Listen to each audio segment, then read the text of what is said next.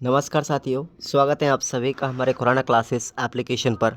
और आज की क्लास में हम बात करेंगे बीएसटीसी प्रथम वर्ष, हमारा 8वां पेपर है पर्यावरण अध्ययन का। और इसमें आपको 60 नंबर में से 24 नंबर लाने हैं पास होने के लिए। और ये आपको मैं पहला मॉडल पेपर बता रहा हूँ और इस पेपर को करने को आपको 3 घंटे का समय मिलेगा। पहला क्वेश्चन आप सभी के लिए है स्क्रीन पर। राष्ट्रीय पाठ्यचर्या की रूपरेखा यानी एनसीएफ 2005 के अनुसार निम्न में से कौन सी एक पर्यावरण विषय की थीम नहीं है। अच्छा, पर्यावरण विषय की थीम है तो भाई कौन सी है इसमें से।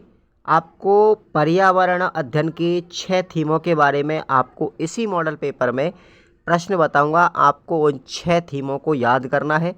तो इनमें से साथियों जो ऑप्शन में दी गई है उनमें भोजन है, ठीक है।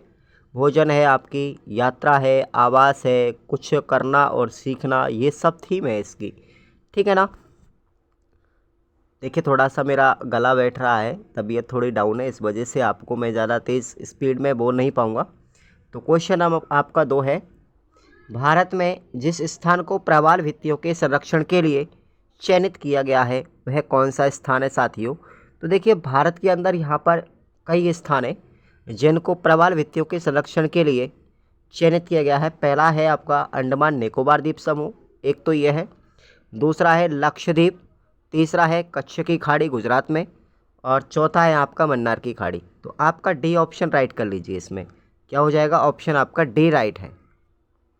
ये सभी स्थान है। क्वेश्चन नंबर 3 है। साक्षात्कार एक अर्थ में प्रश्नावली का मौखिक रूप है जिसमें प्रत्याशी उत्तर लिखने के बजाय प्रत्यक्ष रूप से देखता है। यह कथन किसने दिया था।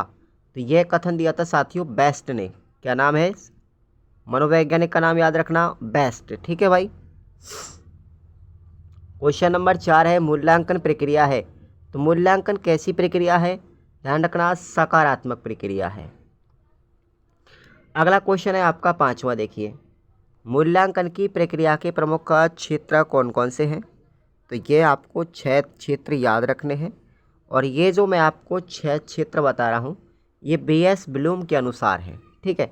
बीएस ब्लूम के अनुसार है 6 क्षेत्र। पहला है ज्ञान, दूसरा है बोध, तीसरा है प्रयोग, चौथा है विश्लेषण, पांचवा है संश्लेषण और छठवां है मूल्यांकन। अगला क्वेश्चन है आपका 6वां, देखिए अभिप्रेरित व्यवहार की कोई 2 विशेषताएं लिखिए। तो अभिप्रेरित व्यवहार जो है उसकी पहली विशेषता है कि ध्यान केंद्रित रहता है और दूसरी विशेषता है कि कार्य करने की क्षमता इसमें अधिक महसूस होती है। अगला क्वेश्चन है 7वां। संरक्षित क्षेत्र क्या है, इसका क्या उद्देश्य है। तो संरक्षित क्षेत्र वह क्षेत्र है जिन्हें सरकार ने वन्यजीव प्रजातियों को उनके प्राकृतिक आवास में सुरक्षित छोड़ा गया है। और इस क्षेत्र का उद्देश्य कि जैव विविधता का संरक्षण करना और उससे संबंधित पारिस्थितिकी क्रियाओं व प्रजातियों को बचाए रखना। ये किसका उद्देश्य है, संरक्षित क्षेत्र का उद्देश्य। अब देखिएगा क्वेश्चन 8वां है। पर्यावरण अध्ययन जो पाठ्यक्रम है उसकी 6 थीमों के नाम आपको याद रखने हैं। अभी आपने जो ऑप्शन वाला प्रश्न पढ़ा ऑब्जेक्टिव, वो यहाँ पर पूरा मैं विस्तार से बता रहा हूँ। तो भैया पहली जो थीम है वो है परिवार, मित्र व आवास का वातावरण। दूसरी थीम है भोजन, तीसरी थीम है आवास, चौथी है जल और पांचवी थीम है यात्रा और छठवें नंबर की थीम है कुछ करना और बनाना। ध्यान रखना, तो ये 6 थीमों के नाम आपको याद रख रखें। एग्जाम में कई बार पूछी गई हैं ये और अब की बार भी पूछी जाएंगी। क्वेश्चन 9 है कि पर्यावरण के संवर्धन हेतु मानव द्वारा कौन से कार्य करने चाहिए, ये आपको बताना है। तो पहला काम करेंगे कि जनसंख्या पर शीघ्र अतिशीघ्र सख्ती के साथ काबू पाया जाए, यानी जनसंख्या को नियंत्रण किया जाए। वनों का संरक्षण व संवर्धन किया जाए, प्राकृतिक संसाधनों का संरक्षण किया जाए, जल प्रदूषण, वायु प्रदूषण, मृदा प्रदूषण आदि पर कड़ा नियंत्रण किया जाए और जनता को इस संबंध में जागरूक भी किया जाए। तो ये पर्यावरण संरक्षण के लिए आप लोग कार्य कर सकते हो।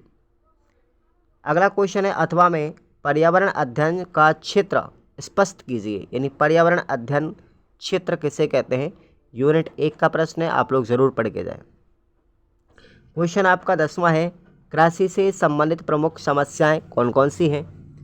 तो देखेंगे आप लोग, ज्यों ज्यों मानव की आबादी बढ़ती जा रही है त्यों त्यों अधिक भूमि को कृषि भूमि में बदलने के लिए दबाव बढ़ता जा रहा है।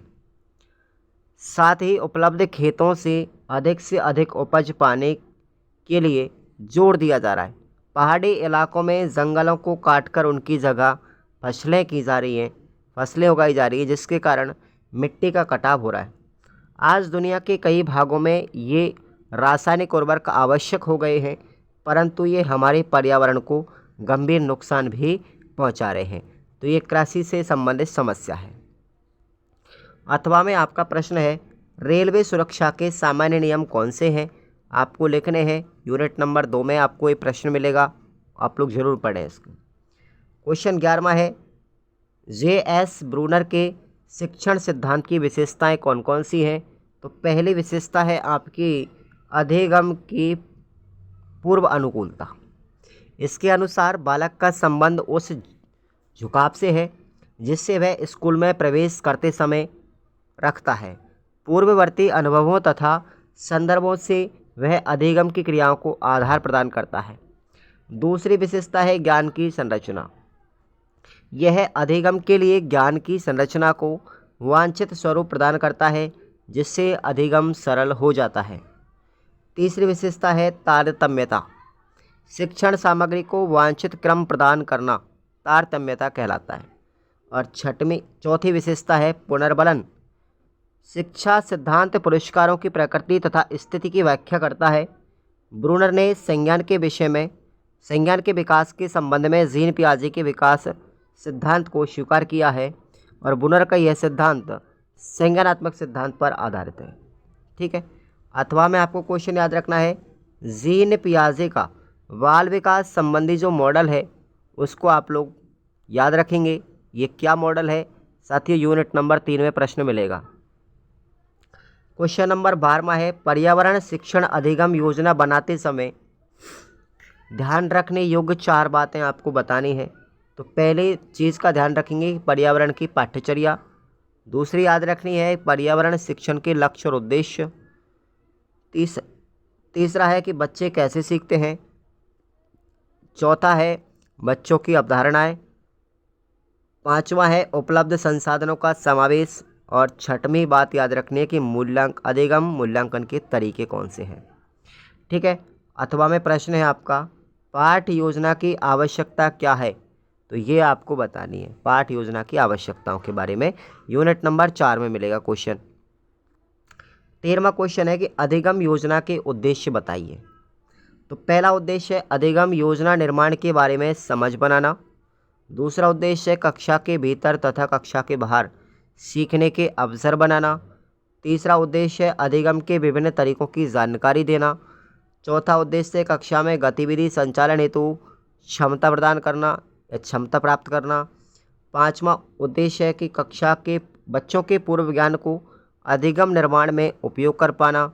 और 6वां उद्देश्य है गतिविधि संचालन का ब्यौरेवार दस्तावेजीकरण कर पाना। अथवा में प्रश्न है आपका, पुस्तकों का विश्लेषण किस आधार पर किया जा सकता है, उदाहरण सहित समझाइए। तो ये प्रश्न आपको यूनिट नंबर 4 में मिल जाएगा, याद कर लेना। 14वां क्वेश्चन है, सीखने के सूचक अथवा संकेतक से क्या तात्पर्य है, इसके लाभ भी बताइए। तो सतत एवं व्यापक मूल्यांकन में विद्यार्थी द्वारा क्रियाओं के अनुपालन व व्यक्तित्व का सर्वतोमुखी आकलन सतत रूप में किया जाता है। यह कई कारकों पर निर्भर करता है। इन कारकों से संबंधित अलग अलग व सतत आकलन के लिए एक प्राचाल या पैरामीटर होता है, जिसको हम क्या कहते हैं, सीखने के सूचक कहते हैं। इसके लाभ आपको याद रखने हैं कि बच्चों के क्रिया कौशल के विकास में सुझाव हेतु उपयोगी रहता है। उन कार्यों के पहचान के लिए जिन्हें बच्चों के क्रिया कौशलों के मूल्यांकन हेतु उपयोग किया जा सके। पर्यवेक्षण, अधिगम व प्रगति की रिपोर्ट करने के लिए एक रूपरेखा प्रदान करना। चौथा है अभिभावकों, बच्चों और अन्य के लिए बच्चों की प्रगति को आसान तरीके से समझने के लिए संदर्भ बिंदु की तरह काम करना। ठीक है। अथवा में प्रश्न है आपका, आकलन व मूल्यांकन में क्या संबंध है? यूनिट नंबर 5 को उठाएंगे, प्रश्न को पढ़ेंगे आप लोग।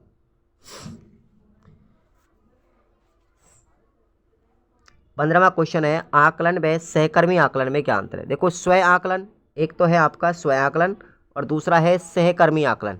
इन दोनों में अंतर समझ लो, इनकी परिभाषा देखो। स्वयं आकलन वह होता है जिसमें विद्यार्थी स्वयं अपना निरीक्षण करता है।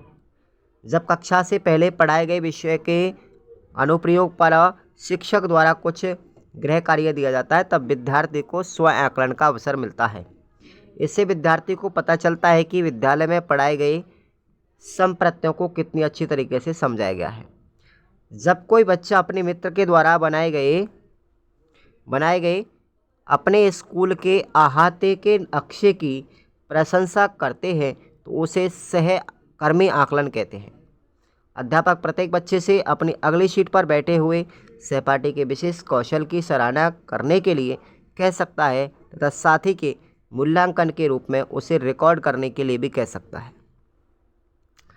अथवा में आपका प्रश्न है, नक्शा और चित्र में बुनियादी अंतर क्या है? स्पष्ट कीजिए। यूनिट नंबर 5 का प्रश्न है, याद कर लेंगे। 16वां क्वेश्चन है, रेटिंग स्केल का संक्षिप्त परिचय देते हुए इसकी क्या उपयोगिता है, इसके लाभ क्या हैं? ठीक है, तो देखेंगे रेटिंग स्केल के बारे में। सबसे पहले इसका इस्तेमाल विद्यार्थी के काम की गुणवत्ता दर्ज करने और उसका निर्धारित मानदंडों के आधार पर गुणवत्ता तय करने के लिए किया जाता है। समग्र रूप से तैयार रेटिंग स्केल एक अकेले काम के एक अंश का पूरा आकलन कर सकता है, जिसके निम्नलिखित लाभ हैं।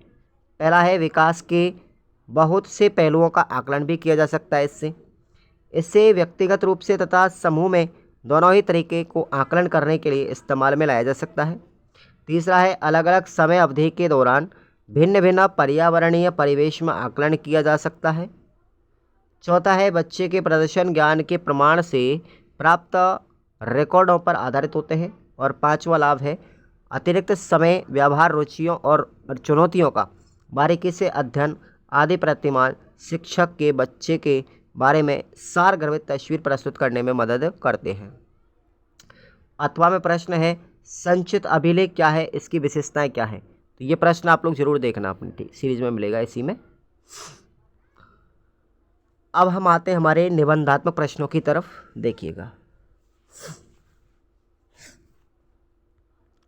पर्यावरणीय संबंधी समसामयिक मुद्दों का सविस्तार से वर्णन करो। तो देखेंगे पर्यावरण संबंधी समसामयिक मुद्दे कौन कौन से हैं। जब से मानव अस्तित्व में आया है, उसने अपना अस्तित्व बनाए रखने के लिए पर्यावरण का उपयोग किया है। सीमित और न्याय उचित उपयोग से पर्यावरण पर कोई विपरीत प्रभाव नहीं पड़ा, परंतु जैसे जैसे सभ्यता का विकास हुआ, जनसंख्या में वृद्धि हुई, मानव की आवश्यकता बढ़ती चली गई। मानव के इन सब क्रियाकलापों के कारण पर्यावरणीय समस्या उत्पन्न हो चुकी है, जैसे संसाधनों की कमी, वन उन्मूलन, ऊर्जा एवं जल की कमी, प्रदूषण, अम्लीय वर्षा और ओजोन परत का अपक्षय। पहले आपको याद रखनी है ऊर्जा संरक्षण। ठीक है, तो ऊर्जा संरक्षण का अर्थ है ऊर्जा की बचत करना, क्योंकि ऊर्जा की 1 यूनिट की बचत करके 1 यूनिट के उत्पादन से कहीं बेहतर है। इसके अलावा ऊर्जा उत्पादन करने की अपेक्षा उसे बचाना ज़्यादा आसान है। दूसरा है जल का संरक्षण, ये भी काम करना चाहिए। जनसंख्या बढ़ने के साथ साथ जल की मांग बढ़ रही है। जीवन शैली में बदलाव, जैसे वॉशिंग मशीन का उपयोग, कृषि औद्योगिक गतिविधियाँ पानी की खपत को बढ़ा देती है। जल का सही उपयोग करना ही बुद्धिमत्ता है। तीसरा काम करेंगे अपशिष्टों का निस्तारण। अपशिष्ट के साथ साथ सबसे बड़ी समस्या उसके निस्तारण की होती है। शहरों में घनत्व बढ़ने के साथ साथ नगर पालिका और कस्बे के प्राधिकरण इसे काफ़ी दूर ले जाने की और उसे निस्तारीकरण की सुविधा प्रदान करती है। जहाँ पर ऐसी सुविधाएं नहीं होती, वहाँ आसपास के घरों, ज़मीनों और जलाशयों में कूड़े के ढेर लग जाते हैं। अथवा में प्रश्न है आपका, याद रखना, पर्यावरण अध्ययन विषय से संबंधित सामग्री का विस्तार से वर्णन कीजिए। ये प्रश्न आपको यूनिट 1 में मिलेगा साथियों, आप लोग इसको जरूर पढ़ें। प्रश्न हमारा 18वां है कि कुपोषण से होने वाले रोग और कुपोषण का शारीरिक स्वास्थ्य पर क्या प्रभाव पड़ता है, वर्णन कीजिए। अब मैं आपको यहाँ पर ये जो पॉइंट बता रहा हूँ, इससे आपको छोटे प्रश्न भी देखने को मिलेंगे। सबसे पहले बात करेंगे कुपोषण से होने वाले रोग। ध्यान से सुनो। हमारे बॉडी के अंदर बहुत सारी विटामिनों की आवश्यकता होती है। जैसे विटामिन ए की कमी से कौन सा रोग होता है? रतौंधी। विटामिन बी की कमी से कौन सा होता है? बेरी। ये सब याद रखना। विटामिन सी की कमी से होता है स्कर्वी। विटामिन डी की कमी से होता है रिकेटस। और विटामिन फिर ए की कमी से क्या होता है? टॉडिस्किन। ध्यान रखना, टॉडिस्किन और रतौंधी दोनों विटामिन ए की कमी से होते हैं। और पेलाग्रा और बेरी ये दोनों विटामिन बी की कमी से होते हैं। और ध्यान रखना कि आयोडीन की कमी से होने वाला रोग है गलगंड या घेंगा रोग, गलसुआ जिसको हम बोलते हैं। और रक्तहीनता होती है लोहांश की कमी से। बॉडी में आयरन की कमी जब हो जाती है तो रक्तहीनता बढ़ जाती है। अब आपको याद रखना है कुपोषण का प्रभाव क्या क्या पड़ा है शरीर पर।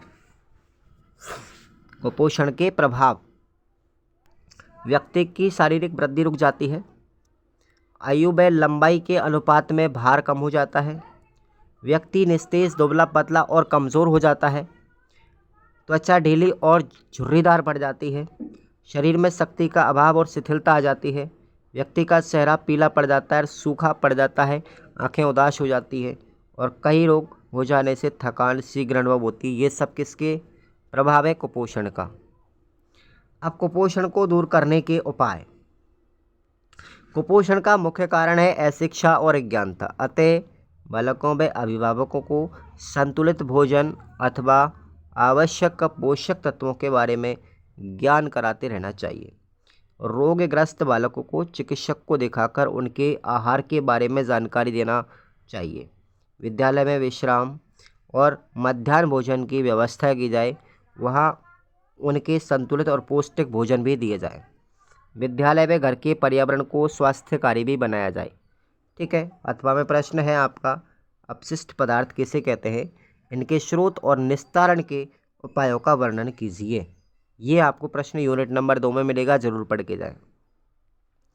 19वां प्रश्न है रचनावादी सिद्धांत क्या है? विस्तार से समझाइए। तो देखो भाई, रचनावाद वह शब्द है जो दर्शकों से मनोवैज्ञानिक द्वारा इस्तेमाल किया जाता है और भारत में 1-2 दशकों में यह प्रचलन में आया है। इसे रचनात्मकतावाद या निर्मितिवाद भी कहा जाता है।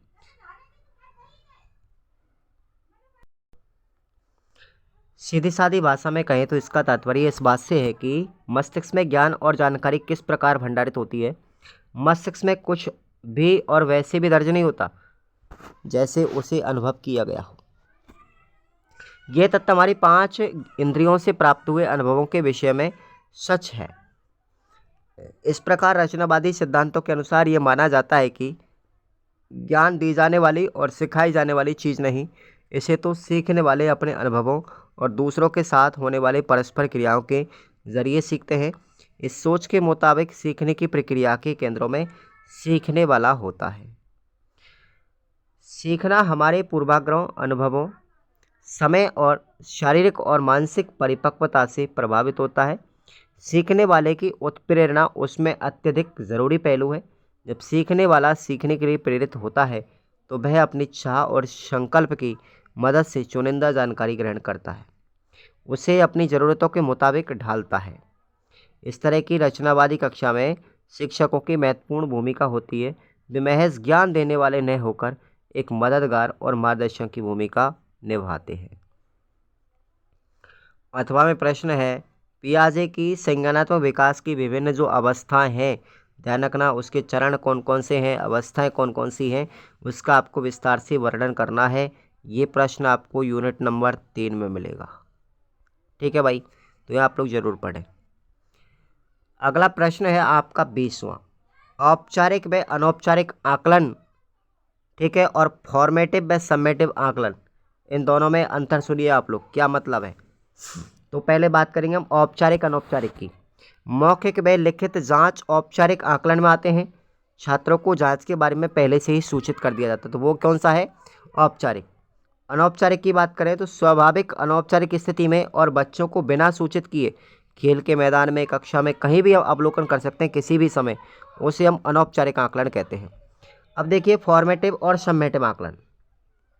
फॉर्मेटिव आकलन है अध्यापक एक बालक को मधुमक्खियों तितर बितर करते देखता है वह बालक से बात करता है और जानता है कि वह मधुमक्खियों से डरता है। अध्यापक ने मधुमक्खियों में परागकण का महत्व बताया। कक्षा में इस बारे में नाटिका भी प्रस्तुत करता है और बच्चों को संदेश मिलता है कि सभी जीव जंतु हमारी तरह जीने का अधिकार रखते हैं। यही क्या है? फॉर्मेटिव आकलन है, जिसे तत्काल या पृष्ठ पोषण दिया जाता है, फीडबैक दिया जाता है, निदान के बाद उपचार भी दिया जाता है। उसके बाद है समेटिव आकलन। इस प्रकार के आकलन में अध्यापक प्रश्न देता है, ये जानने की कोशिश करता है कि बच्चों ने मानव व पौधों व जीवों के बीच संबंध समझा या नहीं समझा। लिखित जांच के साथ ही सामूहिक चर्चा भी की है। यही समेटिव आकलन है, जिसमें अवधारणा, अभिवृत्ति और मूल्यों की परख की जाती है तथा ज्ञान व समझ में व्याप्त दूरी भी पता की जाती है। आपका अथवा में प्रश्न है साथियों, आकलन के विभिन्न सूचकों का विस्तार से वर्णन करो। तो ये प्रश्न भी आपको जरूर पढ़ के जाना है। तो थैंक यू सो मच। एक बात याद रखना, जो विद्यार्थी रीट पात्रता की तैयारी कर रहे हैं लेवल 1 की, जिन सभी ने अभी तक हमारा रीट पात्रता का topic wise test series MCQ batch, ठीक है, वो टॉपिक वाइज है, आपको 5 ही सब्जेक्ट मिलेंगी, ठीक है, एक भी चैप्टर नहीं छूटेगा आपका रीट पात्रता का किसी भी विषय में। सबसे हमने MCQ बनाए हैं अच्छी और जिनकी व्याख्या भी आपको दी गई है साथ में, तो आप उसको ज़रूर ज्वाइन करेंगे, जिसकी वैलिडिटी आपको एग्ज़ाम तक रहेगी। मात्र 151 रुपये का कीमत है और इसमें अब तक 800 प्लस से स्टूडेंट लॉगिन भी कर चुके हैं और अभी चल रहा है वो टेस्ट, ठीक है साथियों। तो ज़रूर आप लोग ज्वाइन करेंगे, इसी एप्लीकेशन में है, टेस्ट सीरीज़ के ऑप्शन में। Thank you so much.